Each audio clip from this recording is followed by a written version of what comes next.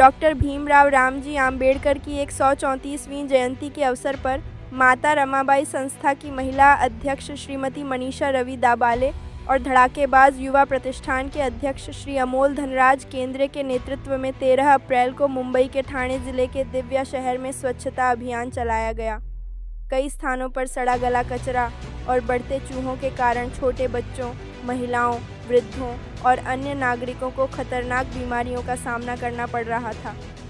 स्वच्छता अभियान चलाकर बिना एक भी रुपया खर्च किए नागरिकों ने स्वच्छता का एक सशक्त संदेश दिया।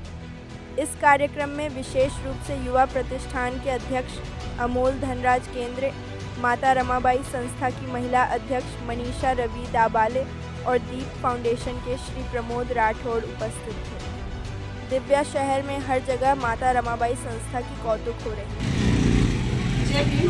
माता रमाई फाउंडेशन तर्फे मी मनीषा दाभाडे अध्यक्ष आणि धडाकेबाज युवा प्रतिष्ठान यांचे अध्यक्ष श्री अमोल धनराज केंद्रे यांच्या माध्यमातून दिवस शहरामध्ये आम्ही स्वच्छता मोहीम ही राबवण्यात आली होती। याचं कारण असंच आहे की बाहेर जो पसरलेला गलिच्छ जो कचरा आहे त्याच्यातून वातावरण खूप हे होतं, दूषित होतं आणि त्याच्यानंतर मुलांना आजार, जे वृद्ध आहेत त्यांना आजार आणि सगळ्यांना त्या आजाराच्या ह्याच्यामध्ये सामोरं जावं लागतं। तर त्यानिमित्ताने आम्ही असं हे केलेलं की 14 एप्रिलच्या डॉक्टर बाबासाहेब आंबेडकर जयंती निमित्त आम्ही हे उपक्रम राबवला होता। बरेचसे लेडीज होते, बरेचसे महिला होते त्याच्यामध्ये आणि त्याच्यामध्ये बरेचसे जेंट्स आणि लहान मुलं पण होते त्याच्यामध्ये, की आम्ही हा उपक्रम यासाठी राबवलाय की स्वच्छता म्हणजे जे बाहेरचे त्याच्यामध्ये दूषित वातावरण होतं, मच्छर आणि काही वेगवेगळे आजार होतात, तर त्यानिमित्ताने हा आम्ही उपक्रम राबवला की जेणेकरून हे गोष्ट सगळ्यांनी आपण लक्षात ठेवा आणि समाजामध्ये काहीतरी सुधारणा आणण्यासाठी, तर त्यासाठी आम्ही ही स्वच्छता मोहीम राबवली होती।